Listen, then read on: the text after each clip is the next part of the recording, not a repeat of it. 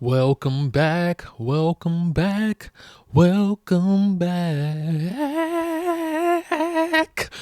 Welcome back to another episode of In the Mind of Dame. It's that boy Dame back to you guys again with another episode. I am late. I'm sorry. I'm disappointed in myself. I'm usually not off track with my days, but I just got busy. We're going to talk about it. I'm going to get into it, but welcome back, man. Welcome back. Hope everybody's had a great week. I know you guys are getting this on a Friday. You probably won't listen to it till Saturday, but it's all good, though. It's all good. We back with another one. I got a great episode planned for you guys. Not many topics, but I feel like it's a topic we all want to talk about, so I'm going to get into it eventually. But, man, hope everybody had a great week, man. Happy Friday. Happy Friday. Hope everybody has a great Valentine's Day weekend, man. Hope y'all with y'all old ladies and your men and having fun, man. Eating chocolate strawberries, going out to dinner, getting fly, getting nice. You know what I'm saying? Don't be silly, wrap your willy. I'm just playing, man. Some of y'all niggas got kids, bro. Some of y'all niggas already got kids and shit. But man. Let's get into a week recap. This week has been kind of chill. I haven't been doing too much. Last Sunday was the Super Bowl, so went to my man Jason crib. Shout out to my man Jace. Went to his crib, watched the game, watched the Bad Bunny halftime show. Super Bowl was weird, man. Super Bowl was a weird one. Defensive game, but it didn't even really feel like I could claim it to be a defensive game because the Seahawks were just dominating them. You know what I'm saying? The Seahawks just dominated the hell out of them. But it was good to go see my man's Jace, man. My man Sahi was there. Shout out to those two boys, man, and some of the guys pulled up. You know, so it was a good time, man. We had a great time, had some good food, had some good laughs, man. Got into some debates, man. Talk about this J. Cole, which we gonna get into. And that's pretty much it this week, man. I haven't really been on too much. I think the reason why you guys are getting this episode later, I record on Wednesdays. That's usually when I record. Your boy J. Cole was down here in the DMV on some spontaneous shit. The reason why y'all didn't get an episode, bruh, is because I took my black ass down there to try to meet him, and I wasn't even close. I'm talking about I was not even close. By the time I got down there, I linked up with my mans, you know, me and him was chilling or whatever. Then by the time we started even making our way over to Howard, because that's where they were saying he was at, that nigga was long gone, nigga. That nigga was out of there. So then I ended up just going back to his crib and just chilling with him.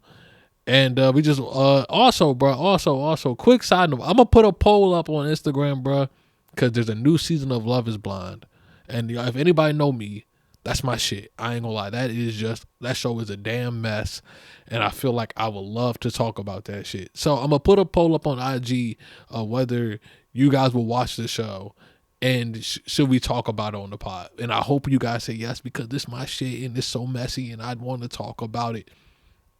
But that's pretty much it. But today's Friday, so I mean, I got a little news. I got a job interview coming up. I can't tell you where just yet, but I got a job interview coming up on Monday. So wish your boy luck. Hopefully, this is a good opportunity for me.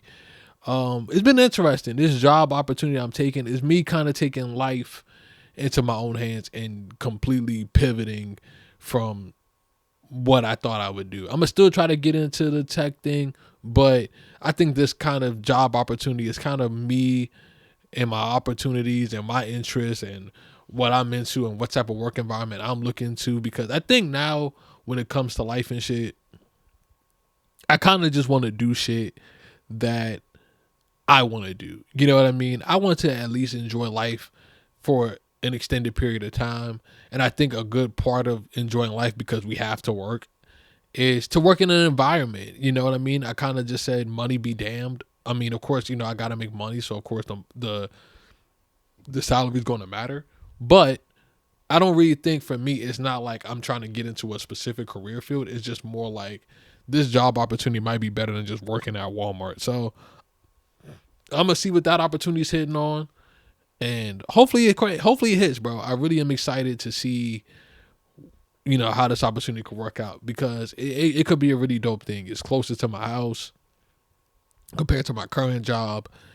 And like I said, it might be a chill work environment, an opportunity to get to meet new people and, you know, just be in a new environment, man. I feel like I've been doing this Walmart thing for way too long. And I think once I've been there so long that I just feel like every day is the same, bro. You know what I'm saying? I love my coworkers to death. They know that. But like, man, I do want to get the fuck out of there one day, just because sometimes, like, especially with me now, like, I just see a work environment and I'm like, this shit fucking trash, man. Like, having to answer to your boss dumbass questions, or like when corporate comes into Walmart, bro. Like, I'm gonna just quick rant. When corporate comes into Walmart, bro, it's like they could look at this shit and be like, damn, y'all are doing pretty good. Y'all numbers looking good. Y'all customer reviews are good. How can we fuck this up? It's like, I'm telling you, they do this shit all the time, and that shit is so irritating. But I don't give a fuck, because at the same time, like, I've approached work like it is what it is, bro. Like, it is what it is. I'm gonna just come in here, do my job, but I ain't about to be sitting here breaking my goddamn neck to try to make other times be okay, or all this shit. I'm just like, look, all I can do is what I can do. I'm gonna do my time from this time to this time, and when it's my time to go, I'm getting the fuck. Like, that's just the way I approach work. But besides that, man, everything else been kind of chill, man. Just been vibing. But let's waste no more time. J. Cole, The Fall Off, bro. The final album for J. Cole. Maybe. He's intending for it to be his final album. And let's talk about it. I want to first kind of backtrack a little bit and kind of talk about my mindset going into this Cole album.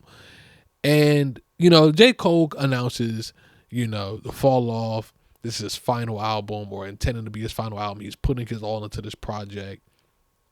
And I think, for me, like, when I kind of heard that this was Cole's maybe last output in terms of music, especially in terms of albums, and just the idea of him retiring, I think I got a little sad for a little bit. I've been kind of critical of Cole most of his career. And it's not because I think he's whack. I think it's just because I'm such a huge Kendrick fan. And I used to hear people be like, Kendrick versus Cole versus Drake. And I would just have to be so critical of Cole because of the fact that, like, y'all are comparing him to my GOAT. So most Cole albums, I kind of went into it with a critical ear. Like, okay, if this is the guy y'all are saying is better than Kendrick, who I think is the GOAT, I better hear it. And I ain't gonna lie. And I'm gonna just be honest. He was never better than Kendrick to me. Like, it never did. And it was really easy for me to just be like, man, y'all keep putting this nigga in this conversation. Look at this, man. Look at what he doing on this. Look at what he doing on this.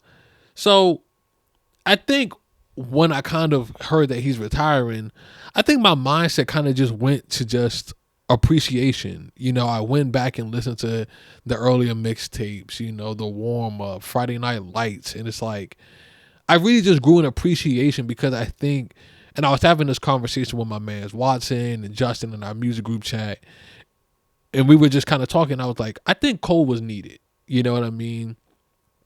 Cole was needed in hip hop. I feel like when we look at the spectrum of the big three, you have Drake on one end, who was the hit maker.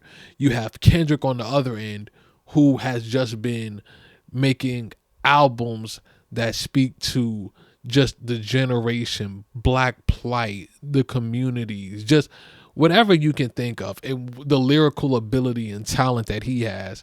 And I just feel like Cole was kind of right in the middle. You know what I mean? He had some hit making capabilities. He could make a hit. He was lyrical like Kendrick in a way. But I do feel like his messaging in his music, I feel like, was very straightforward, and I think very easy to grasp from a lot of people, that I feel like he was very easily accessible to a lot of people, which I think made people make him be people's favorite rapper. Because I think sometimes I used to hear people say all the time, like, Kendrick makes me think too much. I have to analyze his music so deeply and read the lyrics or listen to it 10 times in a row, and I don't want to do that. And I was like, okay, I guess. I never felt that way personally, or at least if I'd ever felt that way, I think that would make me appreciate the art even more. But I feel like it was good that I think people had an artist that they could gravitate towards, who I think was dope lyrically. And his messaging, even if it to me was very surface level, at least they had it, because somebody has to kind of be a positive message in hip hop and still be lyrical. And I feel like Cole was that. You know what I mean? When you have songs like Love Yours and Crooked Smile and records like that, in which I feel like inspire people in a way, even if I think it's kind of straightforward and surface level and basic, those songs have done great wonders for people in their life. And it's like, I think I just grew to appreciate what he's been. And even when I think about him retiring, I kind of got a little sad because even if I was critical of Cole most of his career, I still liked his music and I still found him to be enjoyable. And he was a part of my hip hop listening journey. You know what I mean? When I started getting into hip hop, he was a name. You know what I mean? It was Kendrick, Drake, and Cole. You know what I mean? So, you know, if Drake were to retire now, I don't think I would lose too much sleep just because he's just been a piece of shit for a little second. But with Cole is a little differently because I think the more I kind of seen him moving and everything like that, the more I just recognize that he's just a good guy. You know what I mean? He's a good dude, humble guy. I think what he represents, you know, he doesn't try to be somebody he's not. He's very honest. And I think I just grew to appreciate that. And I think he's dope lyrically. I think he's a dope rapper on the mic.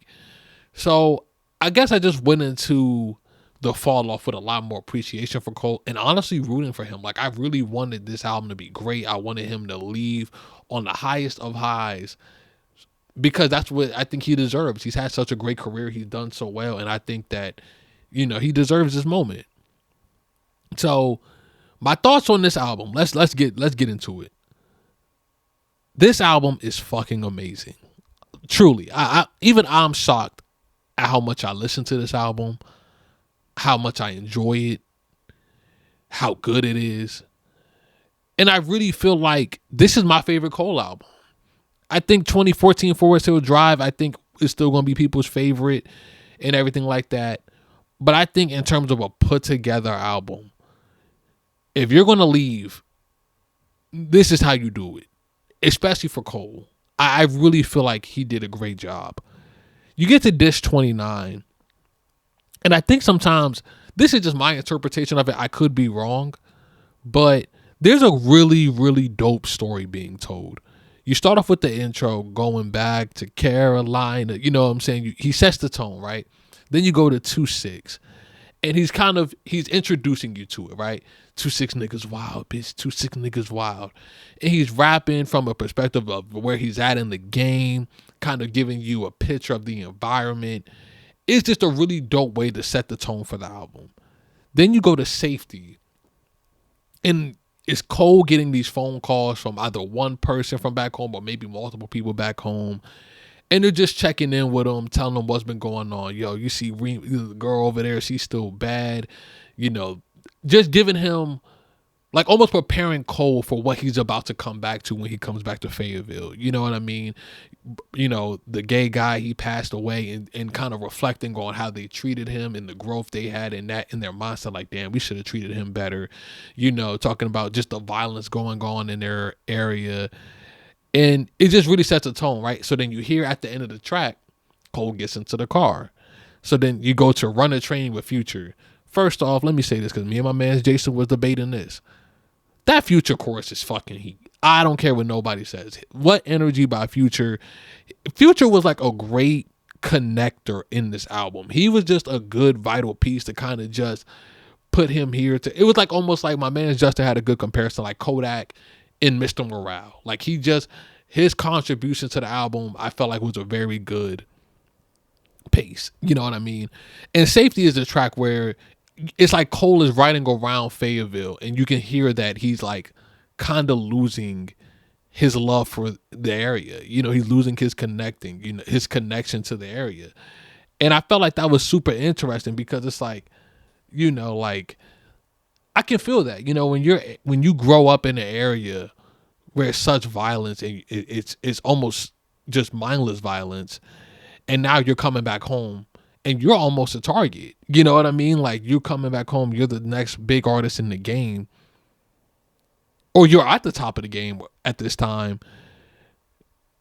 You just recognize, like, damn, bro, I am a target now. You know what I mean? Like, I am what people will crash out for. You know what I mean? You know, he says on the record, you know, what did he say?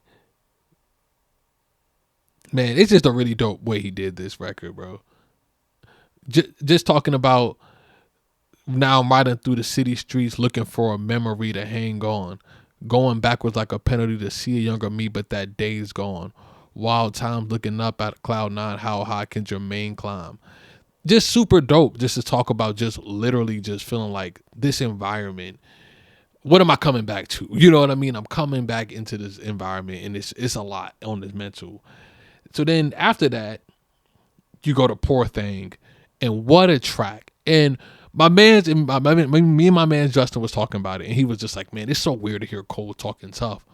But he's talking tough, yes, but you can hear him kind of being like so frustrated with this nigga's talking about me out of all of y'all. You know what I'm saying? And I love the honesty in it where he's just like, it's just my pride and my ego that's getting the best of me that wants me to fuck him up. You know what I'm saying?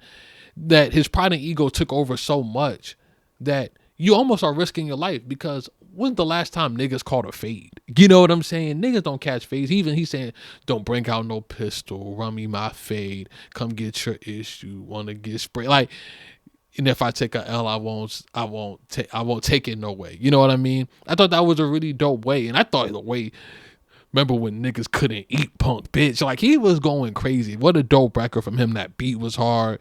So then at the end of it, I thought this was a really dope moment was when you could hear him preparing of how he going to introduce himself to the girl. Like, hey, what's up?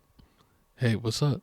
Hey, how you been? I thought that was so relatable and dope to hear that. And then it goes into a track called Legacy. And I think Legacy wasn't my favorite at the beginning, like my first listen of the album. I did not love that record, but man, I think that track is special because it's so much deeper than I think just being a record for your girl or anything like that. I think it really represents a true thing that we've all maybe felt before. It's talking about the one that got away and reaching out to him. That's why I be texting you. I'm trying to find the one who got away from me. Like, it's so relatable and it's so honest. And I just love that record then. So then it goes to Bunch Road Blues. And I love the Alchemist beat. I love what Future does on it. But I think the key part of the track is towards the end when him and Thames are kind of going back and forth. He was just like, are you gonna be ready when I'm ready? You know what I mean? And she's basically just like, you know, I could leave. I could find somebody else. You know what I mean? So that kind of tug of war where he's kind of scared of maybe she found somebody else, but is he ready to settle down? And Thames and him going back and forth. I'm a little indifferent to the record, I will admit, just because it does kind of drag on for a little bit.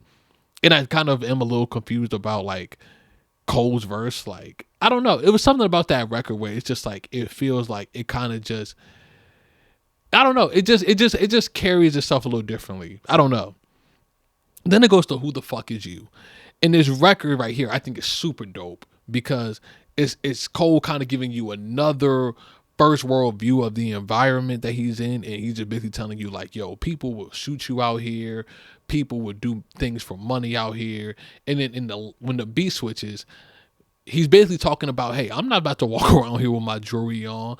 You know what I'm saying? Like, I'm about to 5% 10 my hoodie on. Like, I'm not about to be out here flexing because I'm not a part of the streets. I am not about that life. And I respect it. I think that's the one thing about Cole, especially on this album, is he was real quick to tell you, yo, that's not me, dog. You know what I mean? That is not who I am. I am not in the streets doing that type of shit. I am straight off of that. You know what I mean? So I respected it. So I thought the second beat, when he switched over into that, he was rapping. The verses were dope. The flow was hard on that. Great song. Then it goes to one of my personal favorites, Drum and Bass. Oh my goodness. Cole went absolutely crazy on this joint. And man, get the fuck up out my face. What you talking about? Oh my goodness, he went crazy. And then some of my favorite bars on here. Like I told you about how Cole was just talking about, well, I talked about Cole being very honest about not being part of the streets and just like, hey, I'm from this environment, but that is just, I'm not one of the guys that's shooting. Like, there's a line on here I thought that was super dope. You hear my words, but don't got no clue about who I really am. From shark infested waters, phrases like that make me sound harder and more ruthless. But the truth is that I merely swam. Like, oh my gosh, that was so dope. And even in this record, he's painting another picture of the environment that he's in. People are getting killed out here. Mothers are crying out here. And there was another, I think, very interesting theme on this album, I think, was survivor's guilt. You know what I mean? Like, he's talking about, all these people are dying back in his hometown, and he's flying on jets and selling out arenas. And he's just like, but am I trying my best to stop it? Even though I feel powerless, I can probably do more. And I hear that I hear that a lot with artists, is feeling like when things are going on back home after they leave, they kind of bear the responsibility, like, damn, I left, and feeling like this, like I said, survivor's guilt. You know what I mean? Like, I left the environment and I got super rich and super famous, but my niggas back home are getting killed or dying. You know what I mean? These kids, they don't even have any guidance, for real, for real. But I'm out here living my life. And it's just a very, it's kind of somber, because I've heard Kendrick talk about it plenty of times. But even hearing Cole's, I think, own struggles with that, I thought was very honest. But then toward the end of the song, you hear Cole basically introducing more of the story. We're still continuing on with the story, where basically, even in Who the Fuck Is You, he's hoodied up. I'm not wearing my chains. I'm not trying to floss. I'm just being myself. He goes to the spot with his homies, and he runs into the girl that got away from him. And, he's chopping it up with her. And then you can hear him kind of say, hold up, bro, I'm going to talk to you, bro. I got you. I'm just talking to her right now. And then you can hear the dude be like, okay, all right, bet. And then towards the end of the song, you hear basically a gun get cocked. And then now we get to the let out, where, basically shooting happens at the club that he's at. Will we survive the let out? Will we survive the let out? And, he's just thinking about, will I make it home? Like, they're shooting. And I think just the ultimate fear of that. And I trust me, like, that's one of my biggest fears too. Like, when I go out to the club or anywhere, especially out in the city, it's scary, man. I mean, one of the clubs me and my homies used to go to, called Decades, it got shot up before it. You know what I mean? It's really scary. And I can only imagine how much scary it must be when you're Cole. You're the rapper who made it out, and now you're the target, and then this happens, and you're with the girl that felt like got away. That has to be a lot on your mental. And I know that being in that situation must have been scary. So I thought that record was really dope to kind of, I think, put you in the pretty much in a first person view of like what that might be like. And I thought he really told that in a really dope way. And then we get to Bombs in the Field, and it's kind of another love ballad to the girl. But I thought what was really dope about it is when we get to Hit the Gas, is I thought this record was extremely beautiful, because they have this almost near-death experience at this club, and he's basically saying, I'm just so glad I ran into you. You know what I mean? I'm so glad I ran into you. Even through all the chaos of being here, I'm just happy I got to see you. And it was just a beautiful way to, I think, kind of tie up the story. You know what I mean? And then it gets to the last verse, where he's Cole rapping to his younger self, and basically saying, hey, like, you did a great job, like, keep going the path, you're doing your job, you got 2 kids in the future, you're not making mistakes, bro, just keep going. I know it's hard, but you're on the right path. And then it gets to Lonely at the Top, and just another great track. And I feel like this 100% is such a relatable feeling of just, when I wouldn't say it's maybe relatable for me, but I can 100%. Cole just tells his true feelings about coming to grips with, holy shit, I'm going to fall off eventually. I'm not going to always be where I'm at 29 forever. I'm going to go down eventually. And I think that realization and feeling like I wish I could look to the people I looked up to and just be like, man, I'm chasing after them. And he's just like, unfortunately, I'm going to suffer the same fate. These younger niggas behind me, they fire too, and they're going to take my spot eventually.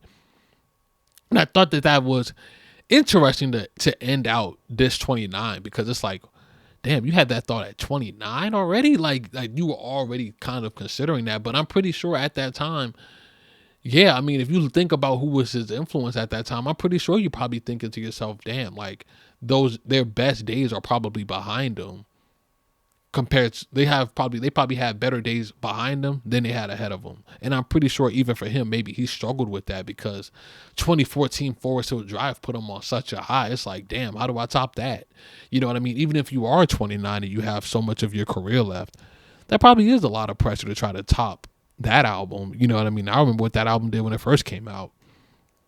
So then that kind of wraps up this 29. And I think it's such a dope story. And I think he did it in such a dope way to kind of just take you into that Fayetteville experience. I came home, top of the game. My environment, the environment of my hometown is violent. It's a lot going on. It's a mess. You know what I mean? But in this experience, I ran into the girl who I felt like got away. I actually happened to see her, and this shootout happens or whatever. But at the end of it, me and this girl survived it together. And I'm just so happy I got to run into her. And I think that's a beautiful story to tell. You know what I mean? I feel like, yes, is it the most perfect story? Yes. Well, I say yes.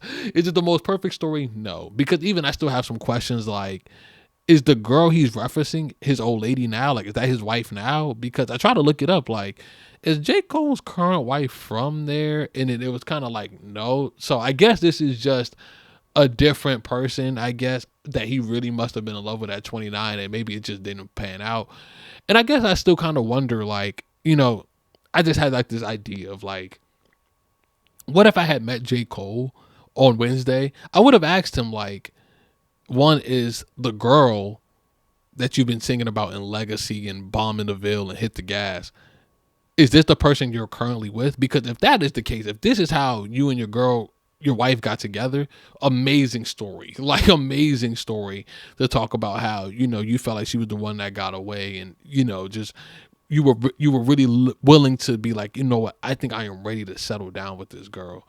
And if this is who he settled down with, I think that is absolutely amazing. But I think if it's not her, I guess my biggest thing is just that, what part of the story made this be the story he wanted to tell for his last album?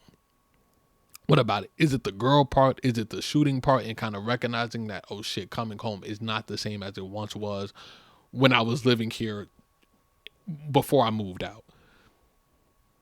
You know, so I thought that was very interesting, but I thought it was super well done. I felt like everything, just in terms of how the story is being told through the album, putting you into those environments on verses from Run a Train, Who the Fuck Is You, Drum and Bass.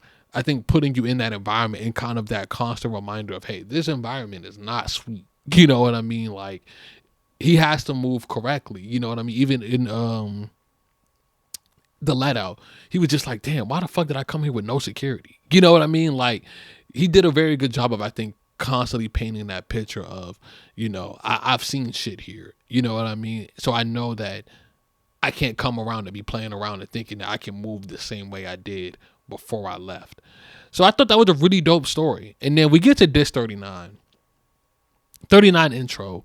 He's rapping his fucking ass off. Oh my goodness. I think that's my favorite rapping performance on the whole album. Just great bars, great flow. It's like he didn't stop. It's like he didn't stop. Amazing rhyme scheme. Like, if they do the Genius video where they kind of highlight the words of the rhyme scheme, Jesus, that joint's gonna look crazy.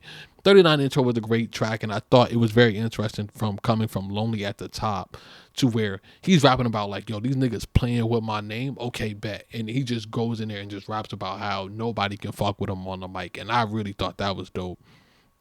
The Fall Off is inevitable. We kind of know what that record is. I thought The Village was a dope track with Erykah Badu. There was so many. I think Diss 39 to me, when you kind of read the notes from Cole, he kind of introduces Diss 39 as, this is kind of my mindset. And I think for me, Diss 39, it kind of feel like scattered thoughts. And I'm not mad at it, but it's not as put together as Diss 29. Diss 29 to me is a story that can be followed through. And I feel like Diss 39 is not really much of a story to follow through. It's kind of just more of, this is what I'm seeing and thinking about at 39. So we get to the village, and there was a great verse from him in the first one where he's kind of just reflecting of, his beginnings in rapping, writing on his pad and making his first beats or whatever. And then he gets to the second verse where he talks about his friend James, and I thought the way he described that verse was amazing. You know what I mean? He talked about how James died and how he wished the Lord had taken them, and if Darwinism is real, why did he take James instead of him if he doesn't feel like he's as great as him? I just thought that was a really dope verse, man. It was a really great track. I heard a lot of people kind of saying that they didn't like the beat on that one. Completely disagree. Old Dog, I thought was a great track. I think it was kind of like a Fayetteville kind of anthem, like, hey, yo, we up. You know what I'm saying? I thought that was a dope track. Life Sentence and Only You. I feel like Life Sentence or Only You, I would say with those two tracks, he could have just kept one. I get it, it's 12 tracks on both discs, so you probably just keep both. But I feel like you already had Life Sentence, you didn't need Only You. And I think if I had to choose one, I kind of like Life Sentence a little more than Only You. I don't know. There's just something about Only You I'm just okay about. Man Up Above is one of my favorite tracks on both discs. I felt like the verses on that one was super crazy. I mean, there were so many great bars on Man Up Above, and it was just super dope, man. With niggas shooting, stretching shit like a new school power for a Nas rearrange. But when these boys are shooting, niggas start breathing strange. Heartbeat is fate, now it's I, Vita Zane. I'm not German, but the wheels currently turning on my mama's automobiles certainly are. While y'all pretend to be hard. Like, that was dope. But he said, put 7 on his torso, turned him into mellow, but no mid-range ISO back to the basket. He just was going crazy. And I love some of the messages in that one. He was basically talking about, hey, let's not diss the dead. Like, that's really fucked up to do. And, the Lord's wrath will astonish you. You know what I'm saying? And he gets into the second verse. He talks about his homeboy who's fighting a case and now he's having baby mother troubles, and now he turns to the Lord and now he's cranking gospel music. And I thought that was a really dope verse too. I used to love her again. I thought that was a dope track. I love her again. I thought that was a dope track. Kind of like the Common flip, picking up where Common left off and rapping about rap as, a woman. And I thought he did it really well. What If, I kind of been hearing a lot of back and forth. I know a lot of people feel 50-50 about What If. And if you don't know what If is, it's the track where he raps from the perspective of Tupac and Biggie and kind of rapping from the point of view of whether they had kind of just reconciled and just hashed out their differences. Maybe it wouldn't have resulted in their premature deaths. And there's a lot of kind of different feelings about What If. A lot of people feel like he should have just never touched this record to begin with. I'm kind of just of the ilk that I like the concept more than I like the execution of it. I feel like what he did with the song, I don't love as much, but I love the fact that he rapped in their kind of cadences and flows. And I love the perspective of, I think J. Cole being at 39 and saying, yo, this rap beef shit is kind of dumb. You know what I mean? Like, if there was actual beef, rather than letting it spill out into the streets or dissing each other and saying foul shit about each other, why not just settle it through a conversation? And I feel like, for me, I like that mindset because I quite frankly agree. You know what I mean? When you think about some of these rap beefs and stuff like that, there's just so many things, especially being a fan of hip hop for so long. It's just like, there's just so much senseless violence. And I think I'm not mad at him using, I think, one that was as big as Biggie and Pac. You know what I mean? I don't know much about Biggie's and Pac's beef. Like, I can't tell you from dates to dates. And I know the diss track, hit him up and everything like that. But, I mean, if their deaths did kind of stem from the back and forth between them, I kind of do think that it's a kind of good idea or concept to think about, hey, don't we wish that they could have handled it differently rather than just saying, let's not touch that topic at all. And I think, even if I think that is a very cold track in essence, right? Like, this is definitely a cold type of message. I guess now that I'm getting older, I kind of agree with him. You know what I mean? Like, sometimes I don't want to keep seeing people get killed, or just the disses and the disrespect just take such a left turn, in which now two people hate each other and almost can't even be in the same room. You know what I mean? So I'm not as mad about it. Like I said, I just don't think the execution of it is my favorite. You know what I mean? It goes to Quick Stop, and I thought Quick Stop was a dope track too, because I think this is just J. Cole at 39, right? He goes to this gas station, he stops for gas, and somebody recognizes him and tells him about the impact J. Cole has made on his life. And I think it makes J. Cole reflect on, man, my importance in hip hop doesn't stem from me being the best. It's about the difference I made in these people's lives. And I think even when I see him doing the truck stop thing where he's driving around all the country, one thing that I think is super dope is you'll see many videos of people telling J. Cole, man, you really don't know how much you inspire me, bro. You know what I mean? You inspired me to do this. This song means this to me. And him getting that love, I really do appreciate it. And like, that's what Quick Stop was all about. It's about him recognizing that everything he's done in his career was worth it. Fuck the hate, fuck the apology, fuck all of those things, and who was the best and who's not the best. You have made such an impact on millions and millions of people that's where your legacy in hip hop is. It's the difference you made in people's lives, not whether you were the nicest on the mic. And then it goes to "And the Whole World is the Ville." And I think it's kind of like this inspiration track to the young kids of the Ville. Like, hey, you can make it out too. You know what I mean? Like, you got it within you. Coming from this environment, you know, you have that certain DNA. It's kind of like what I talked about last week when I talked about Black History Month and how being black is a superpower. And I think he's inspiring those young kids from Fayetteville to recognize that, hey, being from here is a superpower. It provided you with resiliency and the opportunities that you can have here. It can happen for you. And I think, coming from J. Cole is a very inspiring way for people that come from there. And then it ends off with Ocean Way. Thought that was a cool track. But I did have fun. I definitely would say now, after listening to this album more times than I should have. I've listened to this album from beginning to end 10 times. You know what I mean? And it's a 2-hour album, damn near. So I've enjoyed this album. I think, the story he tells in the first half, I think is super well done. It's a easier story to follow along with when you kind of catch everything. And he really does a great job of painting a picture of painting where exactly he's at in the story and telling you how he feels and how he's moving in this environment, just his intention. I think the themes of this album is dope. I think struggling with survivor's guilt is a dope theme. I think going back home and finding the girl that you feel like got away and going through the emotions of that, even something as simple as the preparing how you finna introduce yourself when you call her. And I think he just ties in a lot of the little things in the album, to me, is what I appreciate the most, right? Like I said, the phone call and prepping, I thought that was a super dope thing to add onto the album. And then it goes from, well, she didn't pick up the phone, to now that's why I'm texting you. Like, the little things he did in this album, I thought, from when I go to Bombs in the Ville to Hit the Gas, I thought just the way he approached that whole track was super cool. And I think just the way he even described how he was feeling when he sees this girl, and how that near-death experience really made him appreciate the moment they have and the connection they have, and being super happy to see her. I thought that was really well done. And I honestly, first listen, I thought Diss 39 was better, just because I think conceptually, I think I was just so amazed at just him even attempting songs like The Fall Off Is Inevitable, how great he rapped on the 39 intro.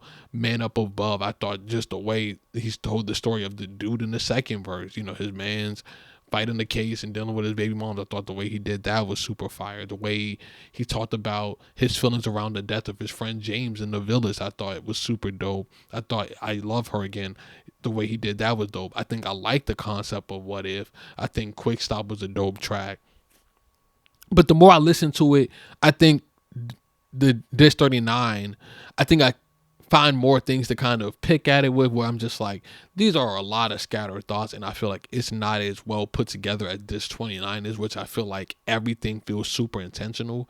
where I feel like sometimes when I listen to Diss 39, I'm just like, I just feel like this is just like dope verses from Cole that just speaks to where he was at mindset wise.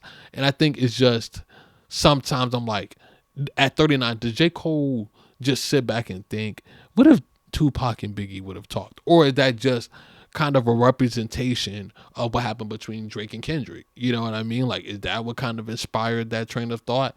I don't know. You know what I mean? But I really like both discs, man. If I had to rate this album, honestly, y'all, I'm giving it like a 9. Like a 9, 9.2.3. I think it's really well done. I think the rapping on here is super duper fire. I think the story he told in this 29 is super well done and super good. The production is fire. I think rapping wise, he's at the best I think I've ever heard him.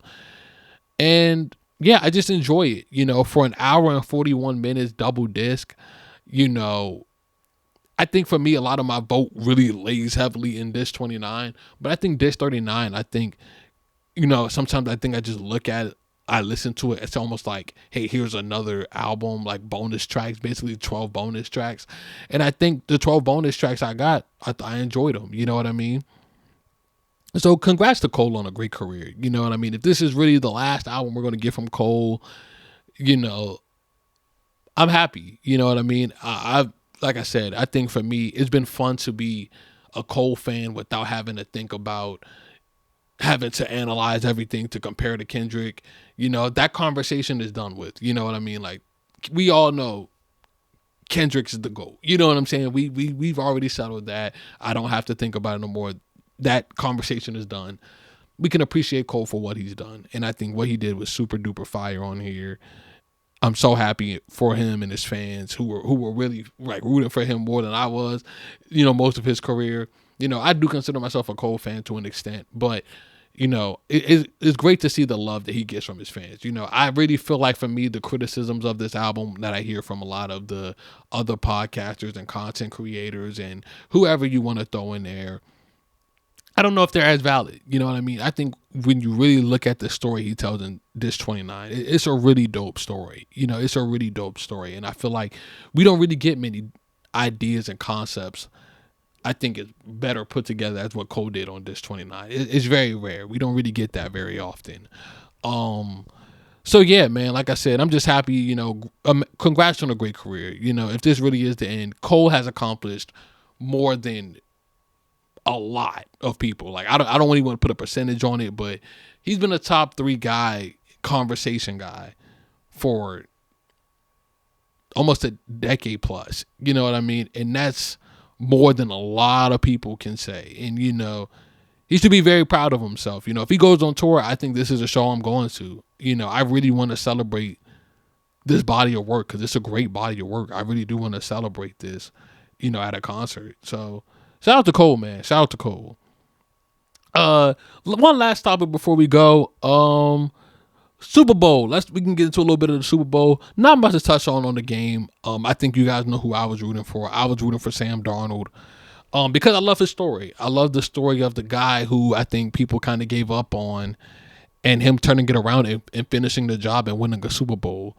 Kenneth Walker, he had a great game. That Seattle defense is our beast. You know what I mean? And well deserved. This was that Seattle was the best team all around, and they were deserving. They had the least amount of flaws, the least amount of weaknesses that an opponent can exploit. And as long as Sam Darnold just went out there and took care of the ball, they were going to get the job done. You know what I mean? So shout out to them. It was a tug of war at first. It was looking real close and everything, but they ended up pulling away. But yeah, shout out to them. For the Patriots, I feel like it just kind of confirmed how I felt about them most of the time. I think I was thinking about a Super Bowl. I'm like, this is the Super Bowl. There's a level of motivation that this team maybe could find that they could make it interesting.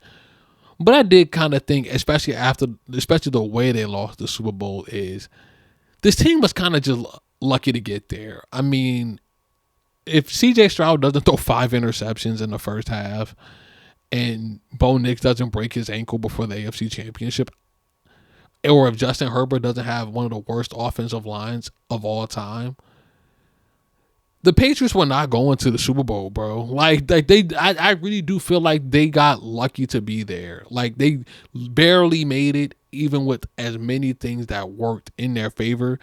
And I feel like the Super Bowl just proved it because, okay, well, Seattle don't have that problem. You know what I mean? Like they're not coming in there limping and all that shit like that. This was the team that was ready to go and ready to knock heads loose. And I think Mike McDonald had that team ready to go, man. You know, I've been watching a lot of Mike McDonald videos just in terms of his interviews, and this is the dude that is obsessed with football and and wants to win and wants to be an all-time great already, and he's establishing a culture in Seattle that, you know, that's going to be a scary team for years to come. You know what I mean? So shout out to them. Congrats to them, man. Congrats. And we can talk about the halftime show. Bad Bunny did a halftime show. I thought he absolutely did a great job. I think for me, the experience of the halftime show, it is a little bit capped off for me because I'm not as familiar with his music as I would like to be. And I think a lot of it does kind of stem from I'm not good at Spanish. So I feel like for me, it was a bit of a different watch than I would say if I was Latin American and spoke Spanish. Like I know a lot of people who either listen to him or are Latin American.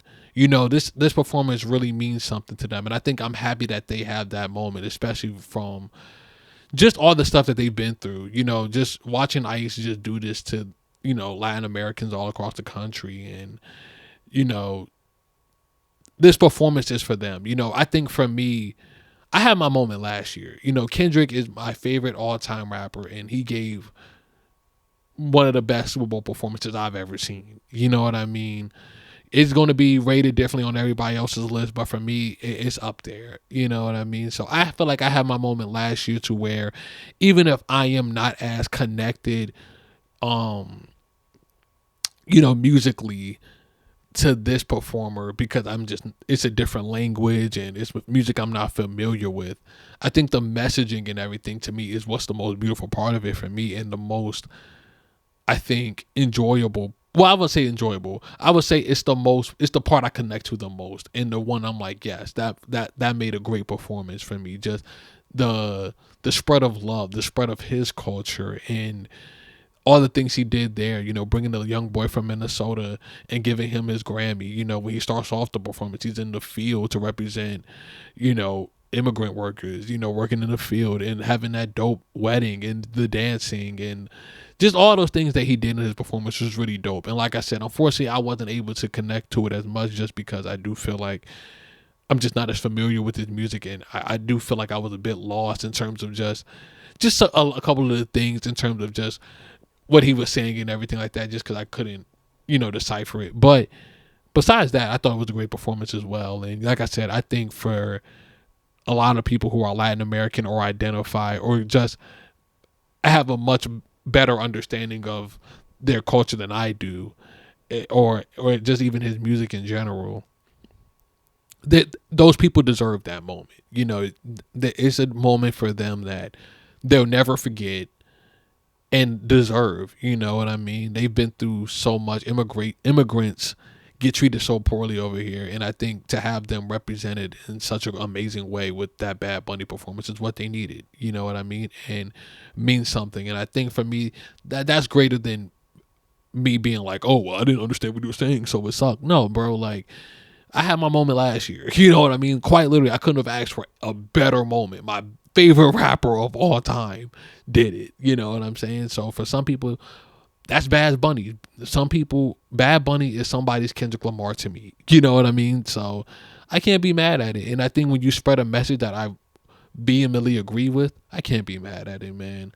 That is it for today's episode. I know it's mostly been J. Cole, but I feel like it was such an anticipated album, and it was an album I really, really was excited to talk about because I just feel like it's such a great body of work from him. And like I said, this is an artist that is such a huge part of my hip hop listening journey that, you know, he deserves a podcast episode dedicated to his last body of work that is super good. We're gonna be business as usual. Episodes should be dropping next Thursday, you know, barring another celebrity coming to DC and I make a spontaneous drive up there. I'm just playing. But Yeah, man. Hope everybody has a great Valentine's Day weekend, man. I hope you guys have a great time with your loved ones. If you're spending Valentine's Day alone, it's all good, man. Go to a bar or something, go meet you another single who wants to connect. You know what I mean? If not, show your self some love. Take your moms out, take your pops out, do something, man. Just spread love tomorrow and this weekend, man. It's gonna be great. Hope you guys have a great time. Thank you guys for listening. Follow me on the socials: TikTok, Instagram, X, YouTube, wherever. I'm trying to post more on TikTok, try to get more vlogs out there just to document the life a little bit more. So definitely fuck with me on there. And I will catch you guys next week. Peace.